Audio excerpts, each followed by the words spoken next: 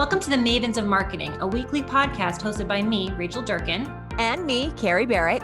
We talk all things marketing, innovation, sales, and business growth strategies, and the standard tried and true marketing techniques. Come for the conversation, stay for the savvy insights. And the borderline inappropriate jokes.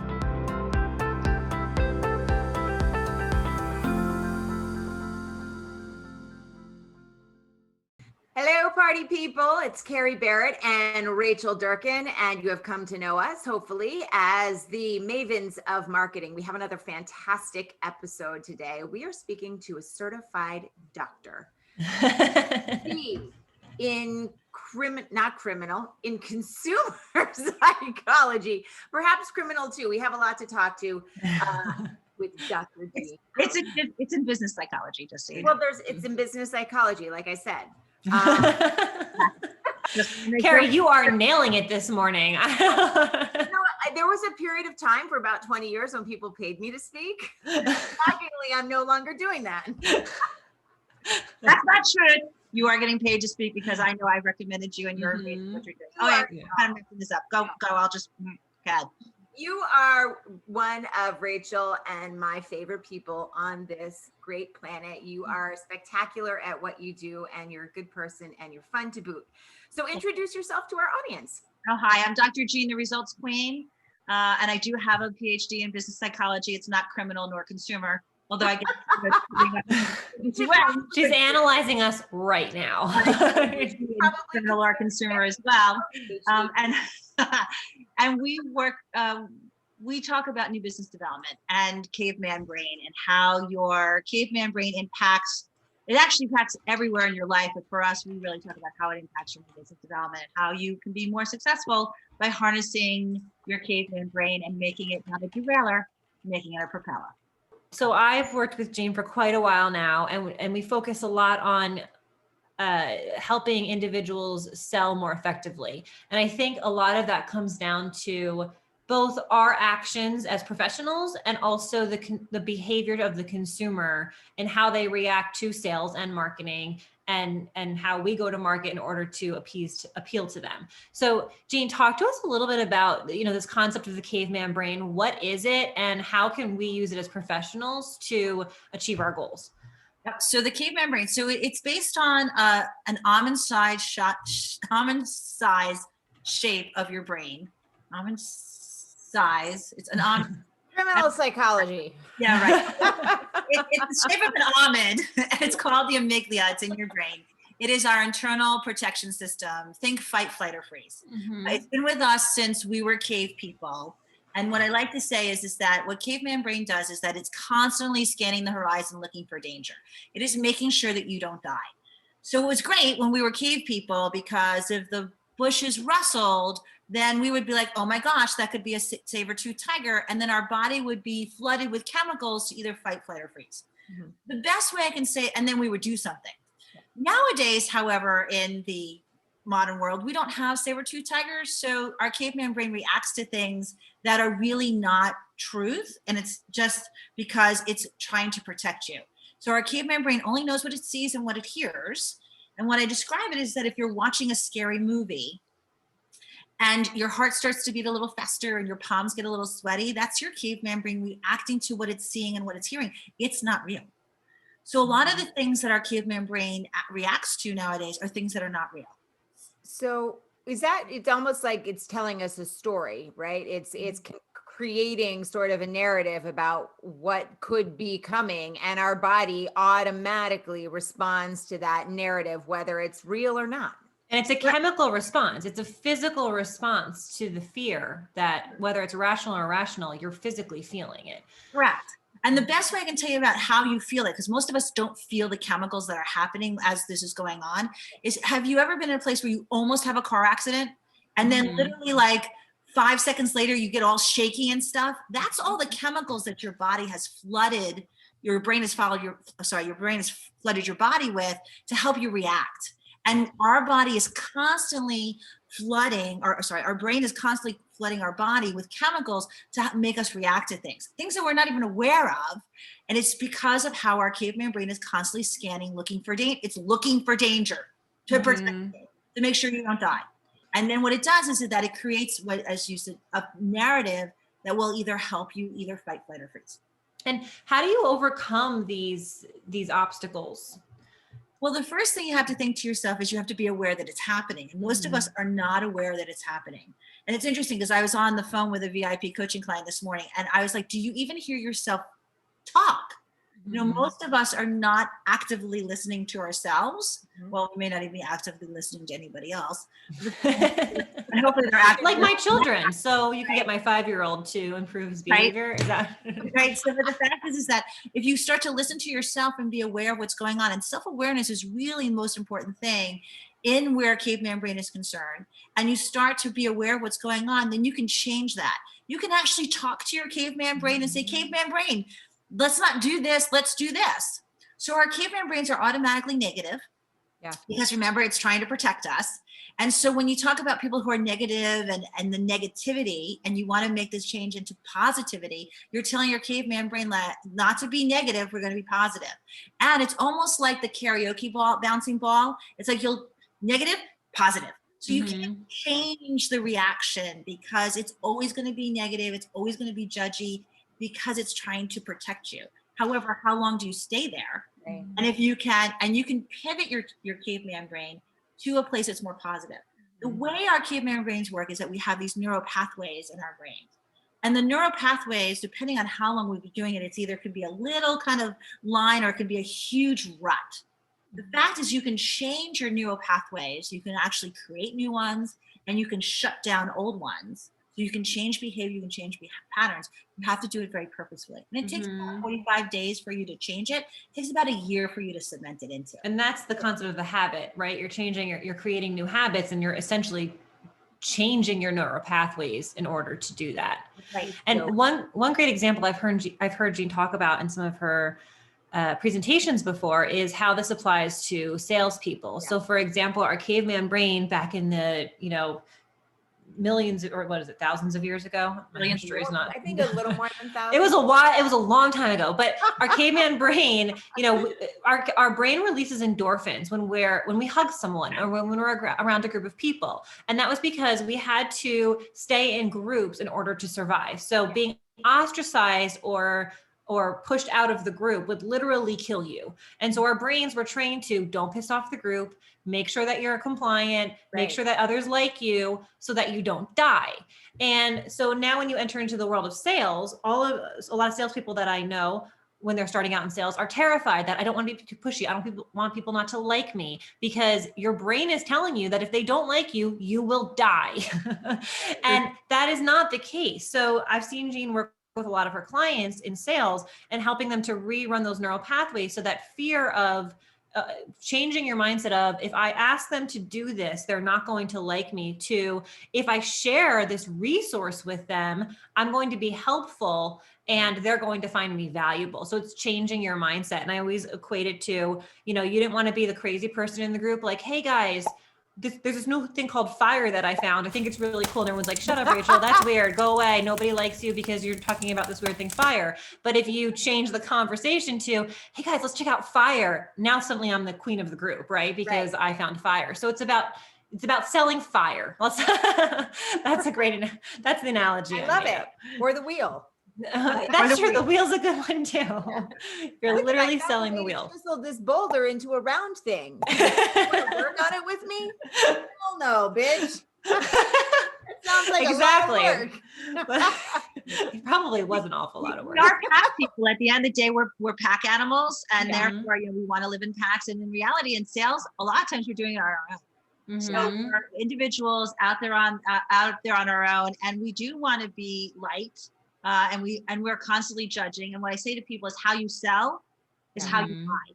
So if you buy in a certain way, you're going to sell in a certain way. So you have to be very cognitive of what you're doing, because caveman brain shows up everywhere where you may not be sure of. So let me ask you this, as it relates to what we're dealing with as a group now, and by a group, I mean the entire flippin' globe with the pandemic, how does COVID play into, does it exacerbate the issues that we have with caveman brain? How does it work? Yeah. Oh yeah. So Yeah. so I don't know about you, but my mother is in the older group of people. You know, the people that if they get it, they could potentially die. So the fact is that this is a really, and COVID's really interesting in the sense that there's no rhyme or reason to how things happen. Yeah. Right. So I can get it and never show symptoms. Carrie, you could get it and you got like a cough. Rachel gets it and she's on a ventilator, and there's no way. Why did I have the worst scenario? Right. But there's no way to determine. And so if caveman brain likes to compartmentalize and it likes to have logic, and there's no logic to COVID. Why do I get it and you don't? Yeah. Right. Even if I wear a mask or I stay inside. So there's no way to predict what's going to happen. So does this send our brain just like reeling? We don't know where the danger is. It's everywhere. Right. So the danger's everywhere. And then we're also, and there's actually a new phenomenon around this, is that human beings need to touch. And so we're experiencing a time period where we're not with people and we're not touching people. Mm-hmm. There's a new phenomenon that scientists have found, and I can't think of the name of it right now, that we're not touching people. It's skin hunger. It's like you have a desire, you know, it sounds like an odd name. But it's the desire to actually, like, whether it's shake a hand or hug or, you know, put your arm around somebody, there is that like tactile need. Yeah. Oh my God, the HR departments are going to have a nightmare when we all get back and start touching each other. Well, but touching can just be, as a recovering HR person, you can actually shake someone's hand. You know, there is an elbow thing that you don't have to be hugging and kissing. I understand that. But so the idea behind, first of all, we're all learning to do this, right? So we're on Zoom. There's no interaction. We've always been about watching other people's facial expressions and hearing their tones of voices. So there's all of this stimulus that's happening that we can't react to because we're not in person. There's like a cognitive dissonance. You're right. It's like here we see these faces, we can hear their voices, we can see their expression, and yet they're sort of in the ether somewhere. Right. Yeah. So that caveman, and remember, caveman brain wants you to survive, right? You're not going to die. So think about how all of the things that are happening with COVID, how caveman brain is reacting to that, and it's overloading because there's no rhyme or reasons and there's no answers to these things. And it's all brand new. We've never done it before. So they don't know what to expect. What I've been seeing a ton in my clients, and I actually experienced it very badly in December. And I know, Jean, you were talking about it before that, is this concept of like professional or business burnout. If I have to get on one more Zoom meeting, if I don't know about you guys, but in December, I was unable to do any sort of strategic planning in 2021. My brain just shut off and it was like, nope, we're not doing this anymore. And, you know, a couple of days off really help with that. But what are you seeing in your clients and in in the people you coach? So what's interesting is this professional burnout. And what I say to people is that you have to do success celebration. So we actually have something called the results formula, which stands for something that, you know, RESLTS. The S stands for success celebration. And the fact is that we are just going. So that hour that we used to take to commute, to listen to music, we're not doing anymore because it takes us 2 minutes to walk from the bedroom to our home offices. Yeah. It's not the time period of recovery that we need, whether it's a short recovery of an hour or a long recovery of 7 days. We don't feel like we can take that recovery time because we don't know what's going to happen next. And we have to keep going in order to survive. Mm-hmm. Right. So that's, and that's whether we're personally, for individuals or for our family, for our husbands and our children and our parents, right? Our siblings, so our extended family. So therefore, we're always on this kind of hamster wheel of going. And there's never any downtime, even just a little bit, for success celebration. So what I got to tell you this because you're going to love this. So I told a client the other day, I want him to do Mount Everest success celebration. So what's Mount Everest success celebration? When you climb Mount Everest and you get to the top, like you have to go to base camp 1, base camp 2, through the death zone, you get to the, you literally get 5 minutes on the top of Mount Everest. You get to go, I'm at the top. Mm-hmm. And you go, selfie. And then they're like, get off the mountain because oxygen to get back down. Literally, that's what you did. Mm-hmm. So for 5 minutes, be like, yes, I did selfie. So, and you know, take a picture of yourself so you can remember what you did. And then you can move on to your next thing. Okay. We should start a hashtag of success celebration and just start taking pictures of each other. I love it. right? And So tag that 'em. is that Mount Everest success celebration. If you can do that every single day, to give yourself some recovery time, give yourself. I'm writing that down. We're going to do it. Brain needs, and this is the biggest thing, people need recovery time. And if you're running a marathon, you need some time to recover afterwards. Yeah. And even beyond the celebration, sometimes you just needed some time to process. Like I remember when I would come back from a client meeting or even a networking event, or even before when I was working in the corporate world, that commute home allowed me to replay what I needed to, figure out what my strategy was for the next day, along with I'd have the commute in tomorrow as well to figure that out, or the next day. We don't have that at all. There's no opportunity. Just go. Yes, to process. And I'll tell you, my husband and I have gotten in our fair share of fights because he's like, you never put it down. You are constantly on the go. And I'm like, I know, but listen, talk to Jean, talk to Dr. So Jean. My Caveman Brain is going at full speed. My husband and I have those same arguments because he's addicted, I think, to his phone and, being online all day. Yeah. And I think, Jean, you could talk about this, but that's the dopamine, like that's a chemical reaction to needing to be continuously involved because, your email or your next tiny win or your text message is all pushing dopamine into your head. Yep. So through your body. If you don't know what it is, it's the gambler's hits. So what happens is that when you have a success, it will give you a drop of dopamine, and you want it again, and you want it again, and you want it again, and that's why gamblers get addicted. There's a great researcher, and I can't think of his name, but what he's done research in that we can only work 6 days. We can only work 6 days, and what he said is that, and this sort of it works 6 days, and on the 7th day, you put your phone away, you go out and run around in nature, you do something that has nothing to do with work. So, and it's really interesting because I've now, I do that. I actually take Saturdays. Saturday is the day where I don't look at my phone, I don't take phone calls, I don't work on Saturdays. I work on Sundays, which actually I get a lot of flack for. I do 6 days a week. I work on Sundays because that's where I can catch up on my email and make sure that I'm okay and process all the information. But on Saturdays, I don't do any work. And that is actually something I've trained myself to do. It makes me more productive on the other 6 days. That's the only things that people think if I'm going, I'll actually be more productive. There's actually, it's not truth. And there's not research that shows that you need time to take off. And as Americans, we don't believe that, but it's truth that we will make more mistakes, which means more rework, less productivity, worse performance if you do not take time to recover. There's a point of diminishing returns. So, I have my best ideas on the beach with a cocktail. Suddenly they just pop into my head. And because when you're not in it, it allows your brain to kind of process. I had a coach who literally took off the month of December, even though we all paid her because she said it's an 11th month program and you get 12 payments. And she would say it took her a week to decompress. It took her 2 weeks to have all the wonderful ideas, and the last week to start putting them into place as she was off the beach. That is a really great idea. I'd like to.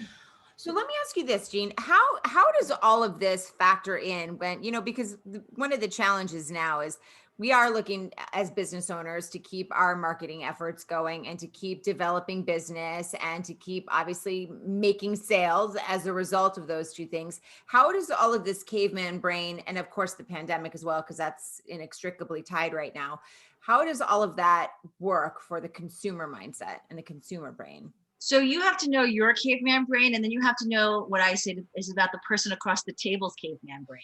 So we don't even call them prospects, we call them potential clients, because that's how we want our brains to look at them meaning the person across the table. Yeah.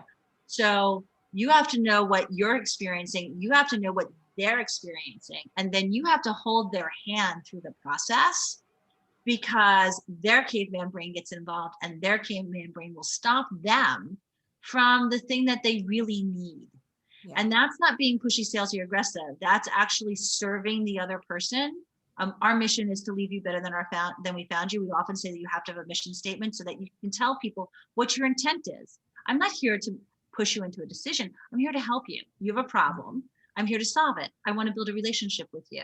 I don't want to just be what did the person say? I had a person who told me this the other day, tactical, and all you do is tactical things. It's just sell. You're just a tactical person. I'm a relationship person.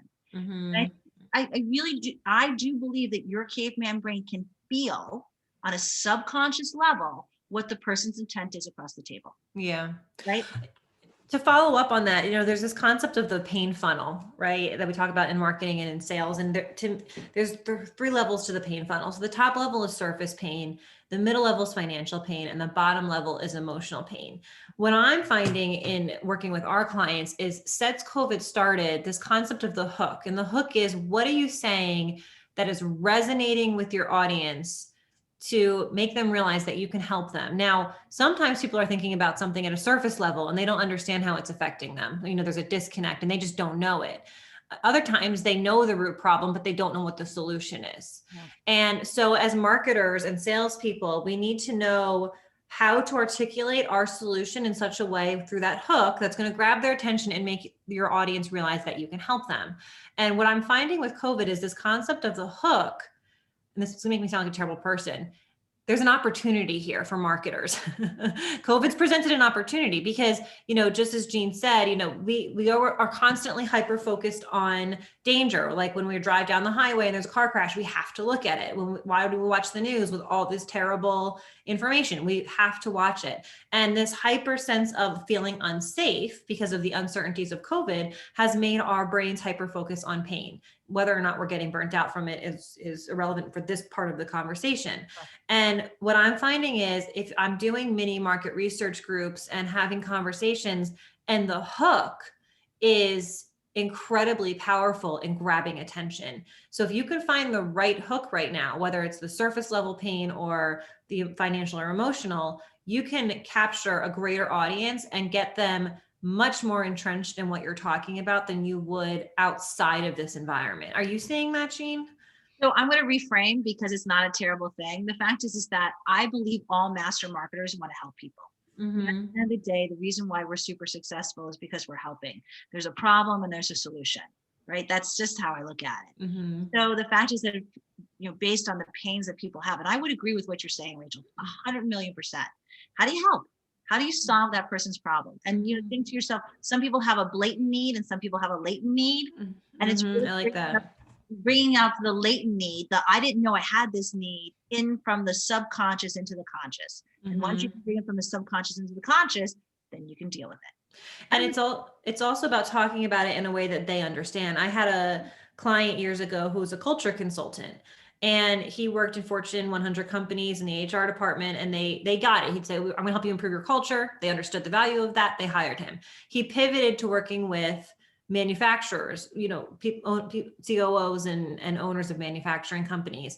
And he kept saying, I'm going to help you with their culture. And he didn't get hired from by one person. And then we did some market research and we talked to the audience and they said, I care about retention, recruitment, and employee efficiency. And I went back to him. I said, we're going to change your message. It's going to be, I can help you with your recruitment, your retention, and your efficiency by improving your culture. And suddenly he had sales. So it's about knowing how to speak to your audience in providing that solution. And Rachel, I'm going to talk to you about that because so many marketers about tactics. I my clients are like, what do I say next? What do I do next? I need to do next. I need to fill the funnel. Blah, blah. But for me, it's about strategy. If you really can spend the time to think about strategy and then run the tactics, right? And that goes to the message thing. Test the message over. We're running an ad right now. We did a webinar, did a lot of research on this webinar about business burnout and creativity burnout and how to, concepts of micro planning and what's next. And I'm running 2 similar ads. One is fighting business burnout and creativity and creativity burnout. And one is what now? And the burnout one, because we're all self associating with that, is crushing it in the ads, which I was totally wrong. I thought it was going to be what now? I really liked that one, but apparently it doesn't matter what I liked.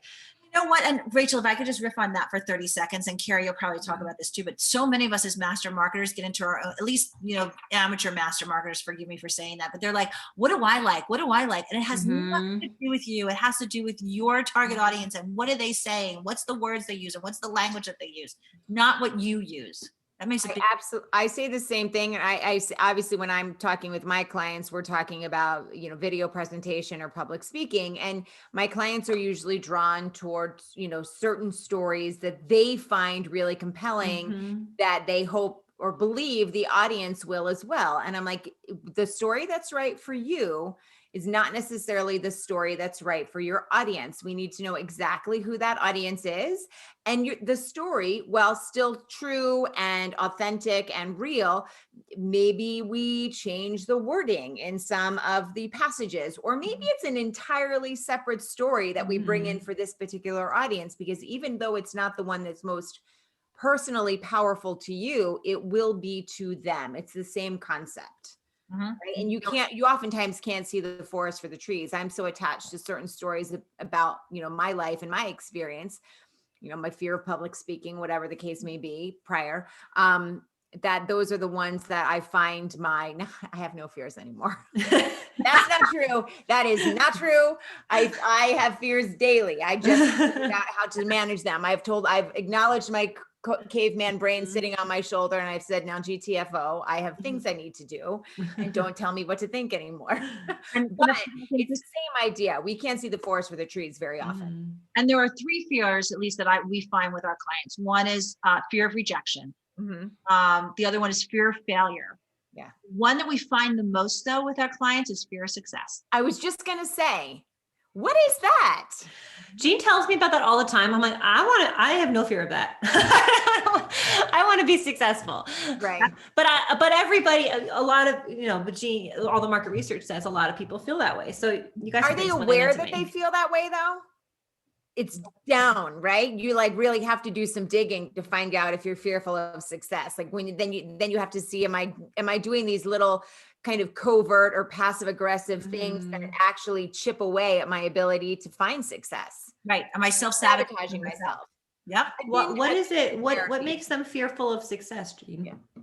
Oh, well, that's all caveman brain too. Because think about, as cave people, we're pack people, we get judged. And if we don't like it, we're out the door. So am I more successful than my husband? Or, right, am I more successful? Is my mother ragging on me because of this? So I have so much money, or I have so much time, and my friends and family do not. So they're going to kick us out of the pack. Right. Or they're going to judge me, or I'm not going to know what to say. And therefore I have to keep explaining what that looks like. Yeah. So there's that. There's the fear of leaving people behind, like they can't keep up with me. So therefore I'll slow down so that everyone keeps up with me, as opposed to my zooming ahead. Now, the 3 of us probably have worked through all of this, either consciously or subconsciously, so we don't have fear of success. Carrie's face. I don't know. I if you look at my Google history, you might find 1 or 2 searches that say, am I afraid of success? Yeah, well, but the fact is, success really puts you apart from a lot of other people on a society level. And that's challenging for people. And you have to, and the idea is that what's in your brain may not be truth. And so while your mom you might feel like, I can't tell my mom that I make $1 million, because she's going to be like, oh, well, where's mine? Why aren't you taking care of me? Right? That kind of thing. But the fact is, your mom will be like, yeah, you have $1 million. Awesome. That sounded just like my mom. I'm totally doing that to my kids. Do you know how much that money they cost? They're so expensive. I'm going to start making them pay interest on all of this crap. Yeah, but what's interesting is, as moms, how we talk to our kids is how they're going to be set up to be successful. Yeah. And as a mom who's on the other side, because my kids are just about graduating from college, I know what it's like when they were little. And I'm a consultant and a coach at the end of the day. So just think about how I had to raise my children. Yeah. I worked really hard to make sure they didn't have any of this stuff. Yeah. I struggle with it too. And I know this is sort of off the topic of marketing, but as business owners and women who are dealing with caveman brain, the freaking mom guilt. It's like you birth a child. And I know for me, I have 3 lifetimes of guilt. I'll never outlive it. It will stay with me forever. I am buried in it. And I know, Jean, I have no guilt. Through that. And I have no guilt. I know. I wasn't raised with guilt. I don't know what guilt is. I haven't experienced it. I have no guilt. My mom didn't raise it with me. So I actually want to slap you. Well, and this is good thing we're on Zoom. We don't need that type of lawsuit in our lives, Carrie. I'm going to try to tap though into new business development, because this kind of stuff comes from 4 places: your parents, your childhood, your culture, and your life experiences. Yeah. So if you're like, my mom raised me with no guilt. I am not of a religion or a culture that has guilt. I've never experienced guilt in my lifetime. So if I look at the places of my parents, my childhood, my culture, and my life experiences, I have never a place with guilt. But if you're Catholic, there's guilt. If you're Jewish, there's guilt. There's mothers, there's guilt. There's a whole lot of places where these things show up on that if you can figure it out. And we had a coach that says, identify your baggage and throw it off the train, because it's usually somebody else's baggage, and get your own baggage that you like better. Things like guilt is something that you can identify and throw off the train, because it's probably something that was given to you, not something that you were born with. Yeah, I should keep my Louis Vuitton baggage and throw off the Samsonite. Yeah, I would. Definitely keep that bag. I don't know what you're talking about. Yeah. Or if you want to throw it to me. Yeah. So Jean, tell us, where can our listeners learn more about you, and do you have any resources to share that they can access that would help them get more information on this topic? Yeah, so if you go to cavemanbrain.com, it's really easy, cavemanbrain.com. We have lots of downloadable tools. You can learn more about Caveman Brain. You can learn about my journey and how I'm helping people. I really, as I said, my mission is to leave you better than I found you. So we really want to make sure that you have things, whether you work with us or not. The fact is that most of our clients tell us with just 5 hours, they increase their new business development by 25% or more. So, we're thinking about time and effort and money. But just go to cavemanbrain.com and you can figure out how to help us from there, or we'll tell you how to help you from there, I guess is what I should say. Or both. We'll help each other. It's all a big circle. That's all.